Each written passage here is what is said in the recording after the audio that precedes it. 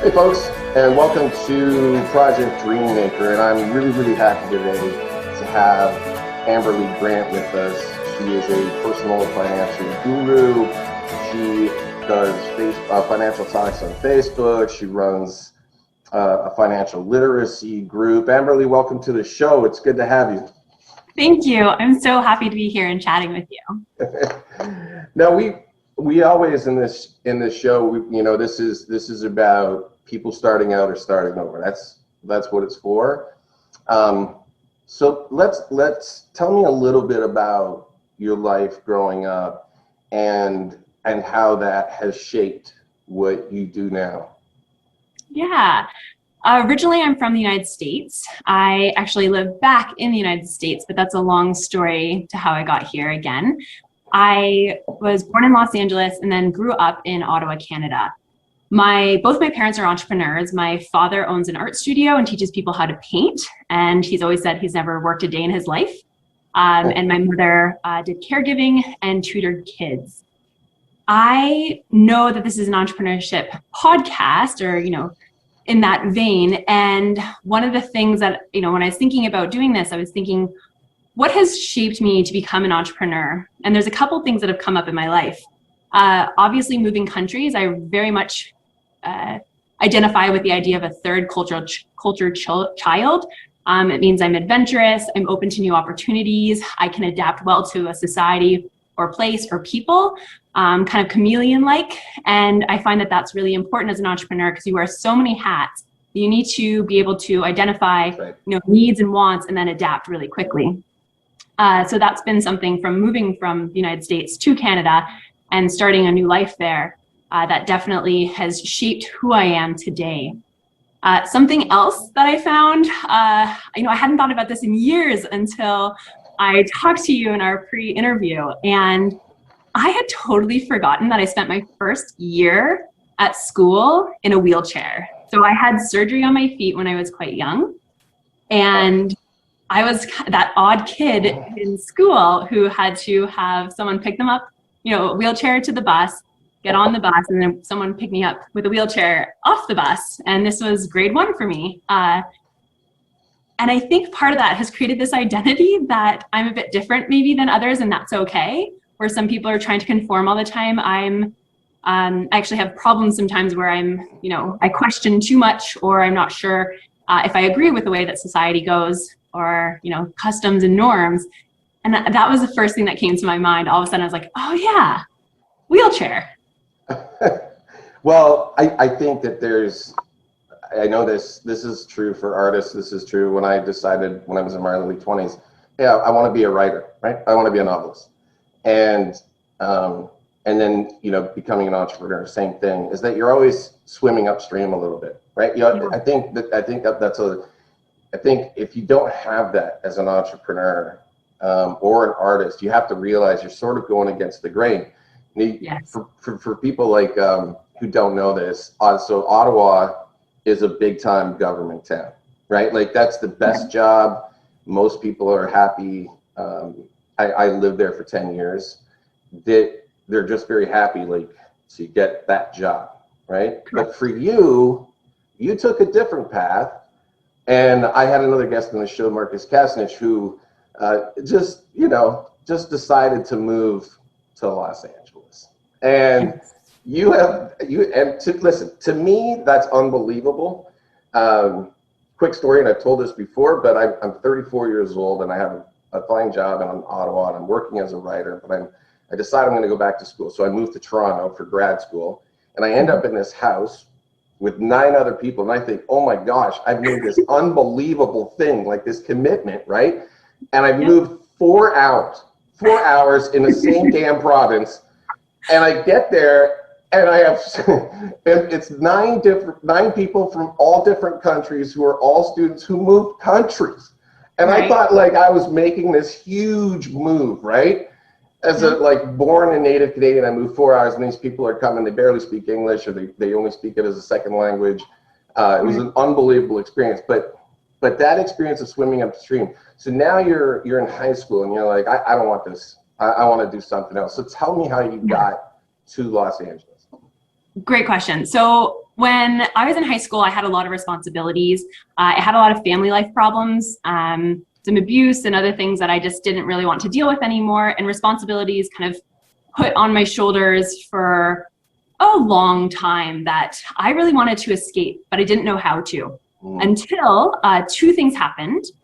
I went and saw my sisters in California for Christmas back in maybe grade 11 at that point, and maybe grade 12. And I had never thought about moving to California my entire life. And all of a sudden one of them said, "Why don't you come down here?" And my little sister always wanted to move to the United States. And I thought that was a crazy idea. And don't poo on people's dreams because they can make them happen. And so I had the opportunity to chat with them tell me like, "You should come out to California. These are half sisters. They're same mom, different dad." And that just kind of planted a seed for me. I went, that was grade 12, that Christmas, so December, went through the rest of the school year. I also had tried to drop out of school in the end of grade 11 because I just didn't want to do it. I was working almost full time at that point at Loblaws in a bakery. I was coaching cheerleading. I was doing cheerleading competitively. I was working also at a restaurant as a waitress. And so obviously school just didn't matter to me. And so I had that little seed planted in December. Okay. My dad's friend was going to get a car. She was getting a new car, and the dealership would only give her $250 for her little 97 Hyundai Accent. And she ended up giving it to my sister and I, and that like changed my life. I don't know where I would be if that gift hadn't come into my life. I had been saving money for years because it's just kind of in my blood to save money and be financially frugal, just based on the life that I had led with my family, my parents. And I put $1,200 into it through a local mechanic that I knew, and literally just had one other person who was curious about going to Los Angeles hop in my car. Probably, I think I planned this over like a 2.5, 3 month period. I emailed my sister saying, "Hey, I think I'm going to come. If I show up, can I stay with you for a week while I find a place?" They said yes. I packed my car and I left. And one of the things too with all of this, it's, I didn't have a lot of support from family or friends. A lot of friends told me that my car wouldn't make it, I wouldn't make it, I'd be back in 6 months, which can be the case with people. But I found it actually fuel for me to succeed and just show them all wrong. Wow, that's amazing. I can't even fathom doing that. But it brings to mind like Good Will Hunting when they buy Will a car and then he's like, "Hey, I'm just going to drive to California, got to see about a girl." And I just think that's crazy. In a really it's like good a muscle. in a really good way, Yeah. Like I said, but I think that then it sounds like the formation of the entrepreneurial spirit, right, really starts there. I mean, I feel like a number of times in my life I've swum upstream, but I think I've just done it kind of in a little creek, and it feels like you've done it in the ocean, which is amazing to me. So let's talk about what you're doing now, your business, and you talked about financial literacy. It's a big deal.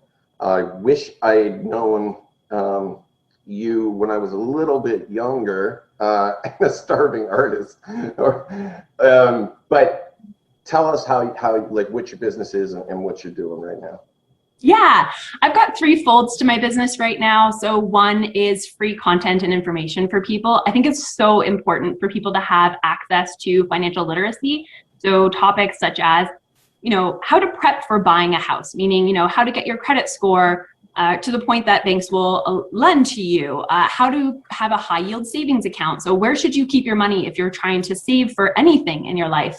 Topics such as retirement. So in America, 401k, or in Canada, RRSPs, TFSAs. So educating people on what those are, how they work, and how they can work for them. That's one of my biggest passions, is to talk quite excitedly about these topics. And then secondly, I do coach people. So I coach people from, people who literally make $200,000 a year trying to buy a house and have no idea what to do because they have, 100 grand in their savings account making 0.01%. And, they're just, no one knows what to do with their money. So I talk with those people. I also have a gal who's doing absolutely fantastic. She's on food stamps. She's on, Medicaid. She's very low income. And she's doing an incredible job at turning her life around and, working towards getting a better job, putting her money where she needs to put it. And amazing. So I do that coaching for everyone. That's amazing. Yeah. And then the third part is I actually have a community I've been building. So we do financial Zoom talks every Tuesday. I choose a topic. I have some questions that go out in the invite. So you can think about the topic before joining. And then about 30 to 40 of us chat about that topic. It's really great community too, because we get to know each other really well, our situations. And actually there's a meetup going on in Chicago and then in Denver in July with these people so that they can meet each other in person since most of us are vaccinated. Wow, that's amazing. Yeah. So are you going to go to the meetup in Chicago? I will not. No, I won't. But I will host the one in July. Oh yeah, because you're in Denver, right? Correct. Yes. Yeah, okay.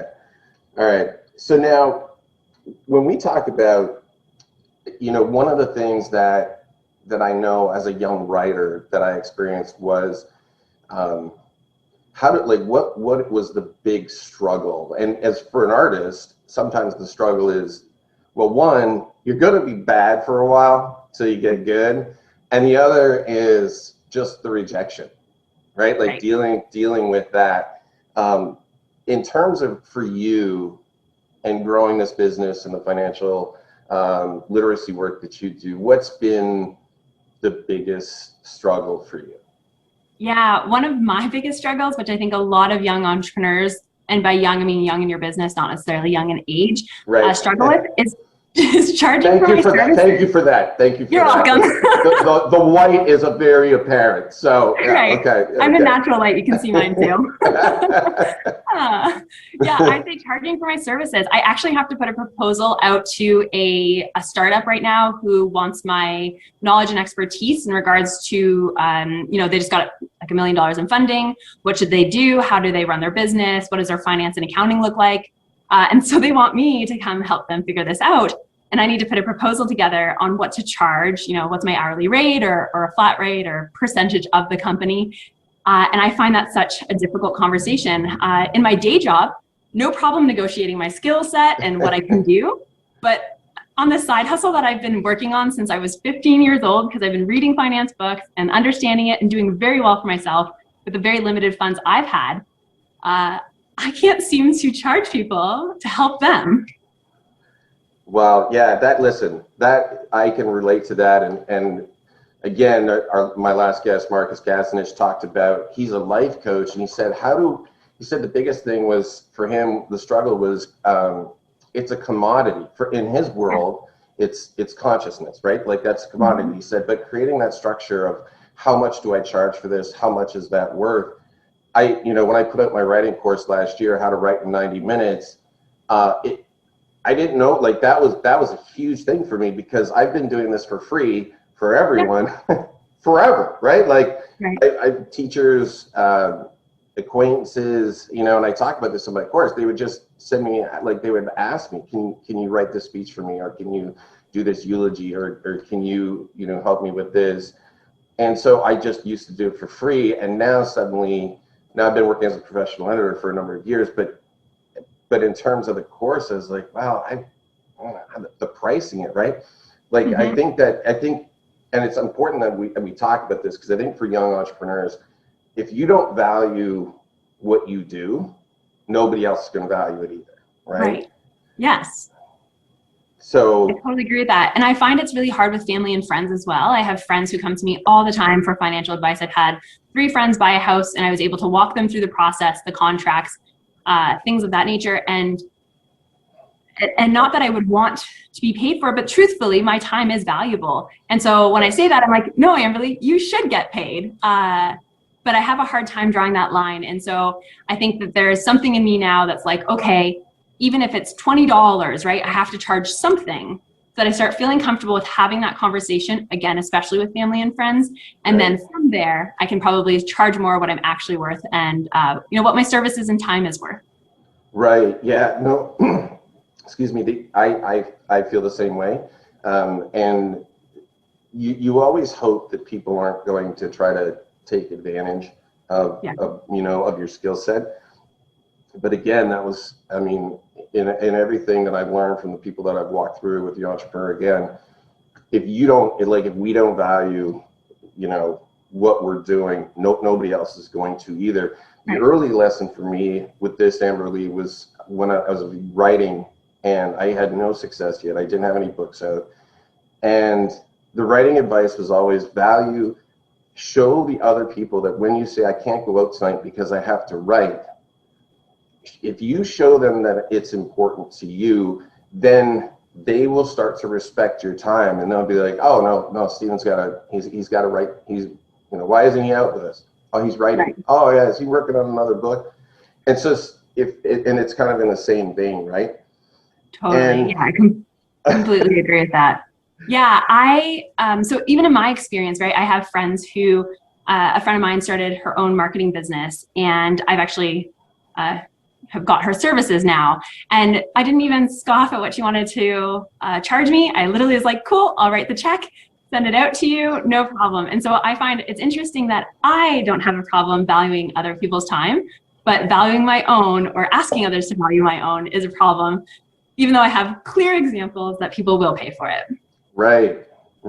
And I think that's a struggle for all young entrepreneurs. And and that's why we're talking about it, because even one of my friends who's started his own business and he's really, really successful. He started about 3 years ago. And now the way that he approaches it, you can tell that he knows how valuable his time is and he doesn't have any issues with it. So that is a big learning curve. So for anybody listening, value your time. You are valuable, whatever you're doing. If you're making corsets, it's valuable. So let's talk about the reward process for you. What is the biggest reward for you in doing all of this? So my entire life, I've focused on building community.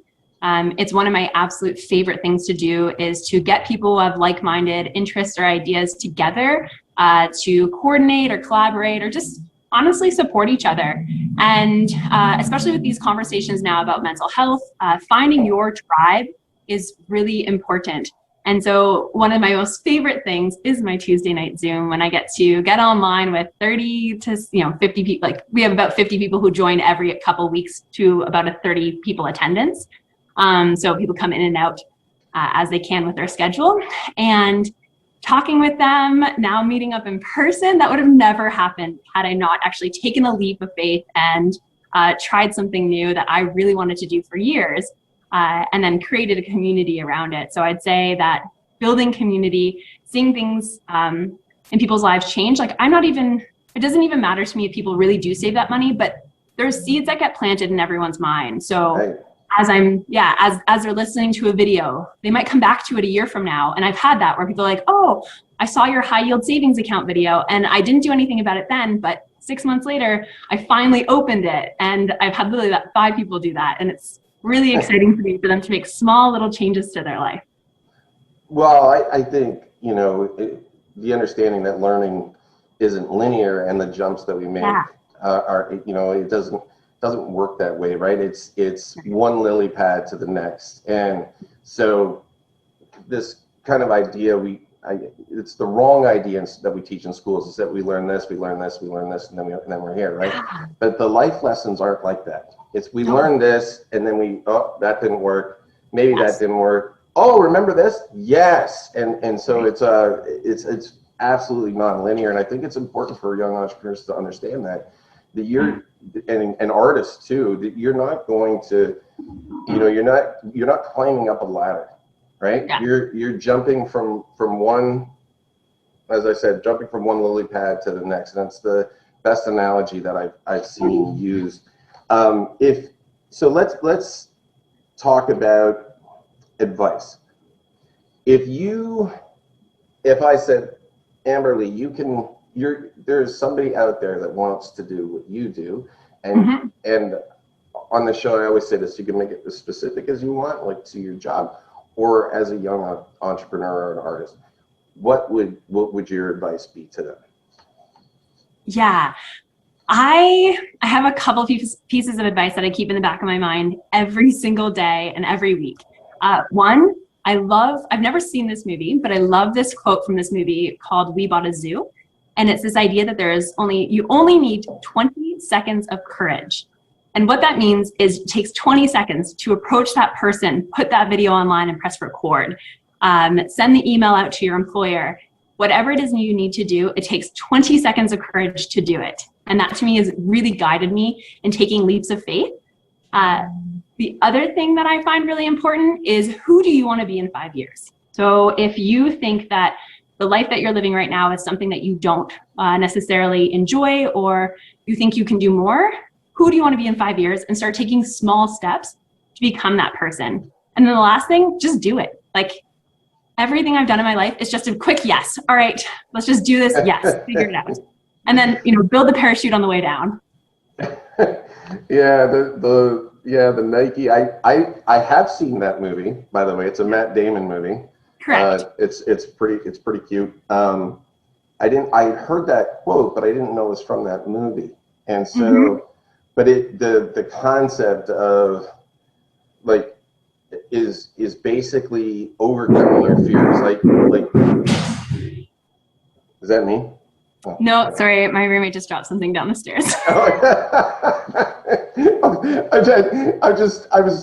don't know. I was worried with my mic. I was like, what's going on? My cat is asleep. So the idea that, it's not like 20 minutes of insanity and 20 minutes of courage they're linked, but it's the idea of being fearless and thinking, well, what's the worst thing that could happen, right? Somebody says no, or this doesn't fly. And I think that the fear factor is very real for entrepreneurs. Yes. Because you're going to have people say no. That is just like it is for young artists. There are going to be people who are going to reject what you do. Yep. And it doesn't mean that what you do has lost any value. It just means, right? It just means maybe your approach was a little wrong, or maybe your packaging isn't correct. Right. Or they're not the right person for you, right? They're not the right person for you right now. And that person might come back to you in a month or a year, and then they want to work with you at that point. So it's not even that's something about you. It could be about them as well. Their own fear all of a sudden is now connected with yours, and you're both trying to, navigate around, oh, I don't want to say yes, but oh man, I don't want them to say no, that type of thing. Right. And if you want to extend that out, let's say you're a writer and you're sending books to a publisher and they say no, that doesn't mean the book isn't any good. Right. It doesn't mean that at all. It means, well, the publishing industry is a bit of a mess right now, but in terms of, it just means, it just doesn't fit with them, but that doesn't, again, negate the value. So I always want to bring that up here, because on the show, it just seems, if we can just overcome those fears, it changes everything, right? Yeah. All the successful entrepreneurs I know are fearless, right? They you just wade through it. And I want to even correct that. It's not that we're fearless, it's that we feel the fear and we keep going, right? It's good. Fear is there. I am always afraid of what people might think of me. If I say the wrong thing, I'm a bit quirky sometimes in my videos, and turns out that's one of my best traits in the videos, but I didn't do that in the beginning. And, I'd be like, oh my God, what did I just do and say? And then you get feedback from others and you're like, oh, this is just me. And so that fear is always present. It's just, how do you handle it? And what's the stories you tell yourself in your mind to get over it? Right. Or even just to keep moving. Right. Yeah. I can tell, like, just talking to you, I can see why you would create a following with your, your honesty, your transparency, your passion. It's pretty evident. Thank you. Just before we before we go, if there anything else that you would like to add, something about your journey, or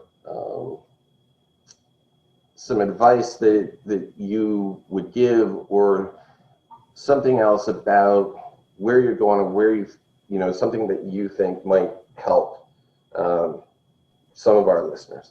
Yeah. So one thing that I haven't mentioned here, but I think it's very in parallel with going out on your own, doing your own thing, I think we mentioned at the very beginning, kind of going against the grain, is counseling is one of the most important things you can do in your life. So taking care of your mental health, understanding why you're making decisions and how you're making them. So whether that's just a coach, I've had really great success with essentially like a mindset coach, understanding what are the thinking patterns that I'm going through, where are my limitations, again, that, feeling the fear, but how do I re-engage that idea or word even of the word fear, and how can I change that in my life? And then I've been personally in counseling for over 5 years now and have found it amazing for not only my communication with people, counselors can really help you for future decisions. So if I'm going back home and seeing my family and I find a lot of that triggering, we can kind of wade through situations and say, hey, how should you handle this? This conversation you might have to have, or this situation, and what are your boundaries? And I find mental health counseling or coaching can be one of the greatest factors at getting you to the next level of your life. That's good. Yeah, I totally agree with that. And that the whole idea of understanding patterns, right? Yes. It's hard when you're in it to know why am I doing this? And I mentioned this sometimes, why do I keep getting in the same destructive relationship? And or why do I continue to include toxic people in my life, whether it's family or friends or whatever? And I know people are thinking, wait, what's this got to do with being an entrepreneur? Listen, if you can't identify patterns, then you're not going to be able to get out of your own way. Yes.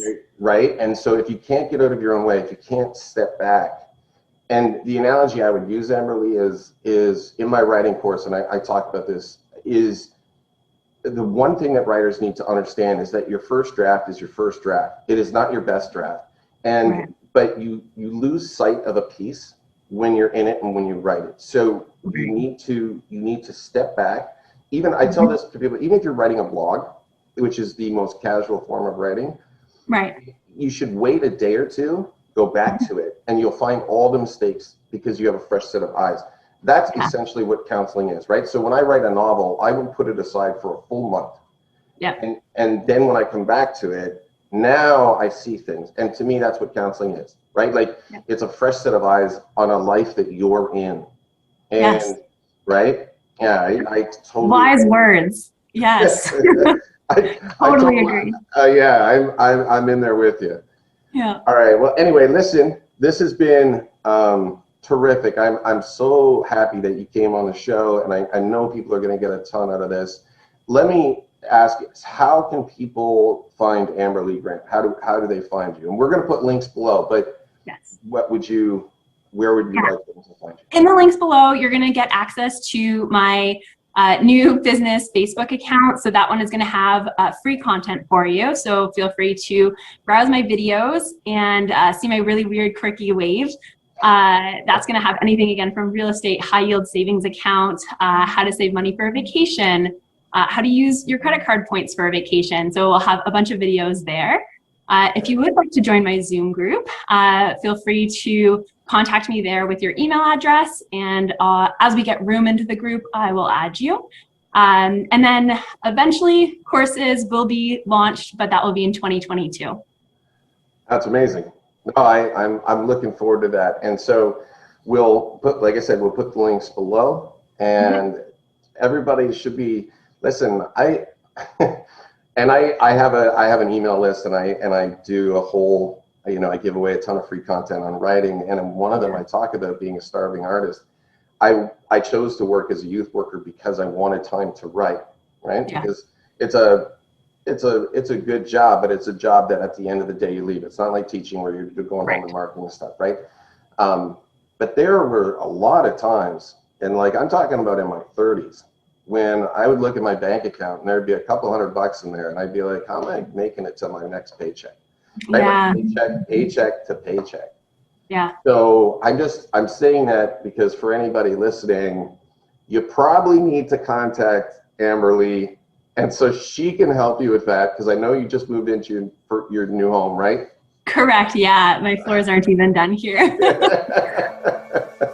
Correct. Anyway, listen, this has been awesome, and I'm so happy that you came on the show. And for everyone who's listening, we'll see you guys next time. Take care. Thank you.